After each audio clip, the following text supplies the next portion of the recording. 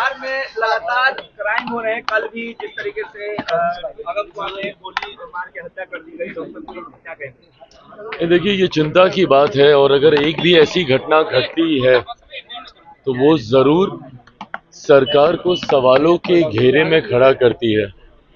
हम लोग खुद प्रदेश प्रशासन से मुख्यमंत्री जी, जो कि प्रदेश के हमारे गृह मंत्री भी हैं, उनसे भी हम लोगों ने पुनः ये आग्रह किया है, लिखित तौर पर भी, क्योंकि हाल फिलहाल के दिनों में जिस तरीके से टारगेट किलिंग भी बढ़ी है, जिस तरीके से अनुसूचित जाति से आने वाले लोगों के लिए, खास तौर पर पासवान समाज के लोगों की भी इस दौरान चुन चुनकर हत्याएं की गई हैं।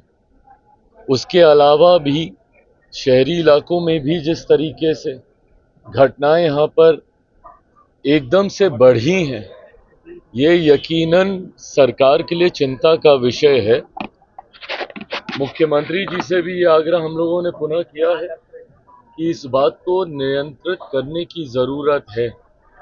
कौन ऐसे असामाजिक तत्व हैं जो कि चुनावी वर्ष, और मैं मानता हूं कि कहीं ना कहीं इसके पीछे राजनीतिक दृष्टि भी है, ऐसे असामाजिक तत्व जो कि चुनावी वर्ष होने की वजह से सरकार और सरकार की छवि को खराब करने की सोच के साथ इस तरीके की घटनाओं को अंजाम दे रहे हैं, उन लोगों को चिन्हित कर कड़ी से कड़ी सजा दी जाए।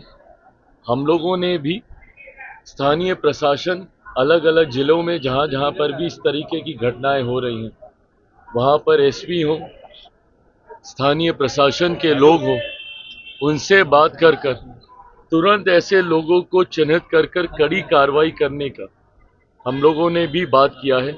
उम्मीद करते हैं मुख्यमंत्री भी इस बात को लेकर गंभीर हैं, चिंतित हैं। जिस तरीके से ये घटनाएं बढ़ी हैं, उम्मीद हम लोग जरूर करते हैं कि भविष्य में कम से कम ये घटनाएं नियंत्रित होंगी। राजनीतिक कल है, उमर पासवान मामले में तो आपकी पार्टी का नेता का नाम आरजेडी भी लगातार ले रही है, कार्रवाई भी हुई है, तो राजनीतिक मतलब क्या है इसका? भाई, जिसका भी नाम सामने आ रहा है और किसी ने भी, भले वो हमारी पार्टी का कोई सदस्य हो, गठबंधन का कोई हो, या कोई भी व्यक्ति असामाजिक सोच रखने वाला जो ऐसी घटनाओं को अंजाम दे रहा है, उसको कड़ी से कड़ी सजा मिलनी चाहिए। किसी का भी संरक्षण किसी अपराधी के प्रति नहीं होगा। हम लोगों के पार्टी का प्रतिनिधि मंडल भी गया था, जिस घटना का आप जिक्र कर कोमल पासवान का, वहां पर हमारी पार्टी के सांसद जमुई से अरुण भारती जी, जो कि प्रदेश के प्रभारी भी हैं, वो भी गए थे। मुख्यमंत्री जी के संज्ञान में इस पूरे विषय को भी दिया गया है। मेरी खुद मुख्यमंत्री जी से बात हुई है। ऐसी घटनाओं में और इस तरीके की जितनी घटना है, जो भी दोषी है बख्शा कतई किसी को नहीं जाएगा।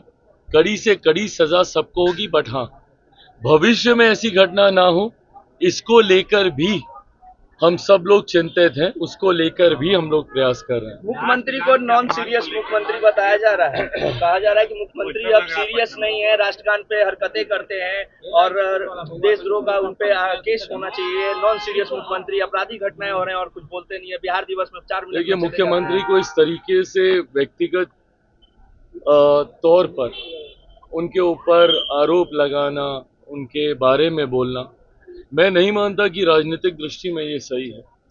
जब आप राजनीति में होते हैं, एक राजनीतिक दल हैं या राजनीतिक दल के आप प्रतिनिधि हैं, ऐसे में सरकार को नीतियों पे घेरिए ना।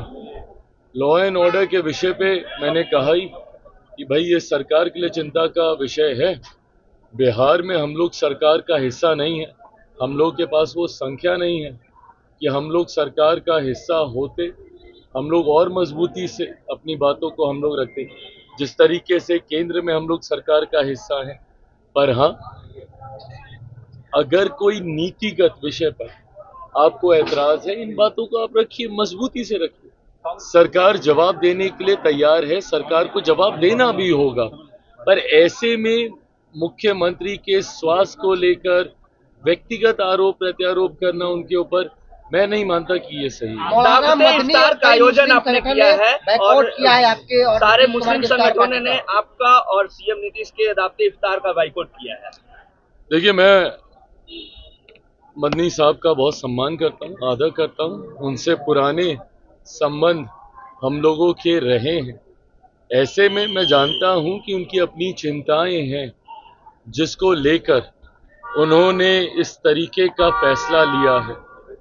बहरहाल मैं बस उनसे इतना कहूँगा कि जिनको उन्होंने मुसलमान समाज का संभवतः ठेकेदार बनना सही समझा है, क्या वो लोग उनके हितों का संरक्षण कर पा रहे? आप भले हमारे इफ्तार में मुस्लिम संगठनों को आप कहें कि भाई ना जाएं, मुख्यमंत्री जी के इफ्तार में आप कहें कि वो ना जाएं, चंद्रबाबू नायडू जी के इफ्तार में उनको कहें कि वो ना जाएं, पर जो लोग राजद के इफ्तार में जा रहे हैं, बताएं कि इन लोगों ने क्या किया है मुसलमानों के लिए। इन लोगों से भी तो सवाल जवाब किए जाने चाहिए ना, जो अपने आप को सो कॉल्ड मुसलमानों का ठेकेदार समझते हैं, उनके हितों के संरक्षण करने वाला समझते हैं। पूछा तो इनसे भी जाना चाहिए कि लंबे समय से सत्ता का हिस्सा ये लोग रहे, क्या मुसलमानों की स्थिति में सुधार आ गया? लंबे समय से राजद जैसी पार्टियां, सपा जैसी पार्टियां जो अपने अपने राज्यों में सत्ता में रही, क्या किया इन लोगों ने मुसलमानों के लिए?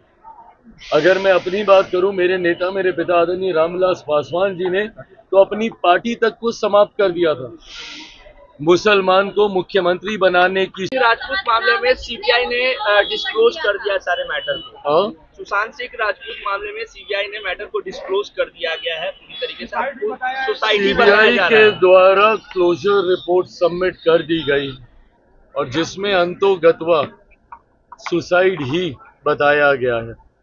बहरहाल ये जांच प्रक्रिया का हिस्सा रहा है। तथ्यों के आधार पर सीबीआई के द्वारा संभवतः ये क्लोजर रिपोर्ट सबमिट की गई है।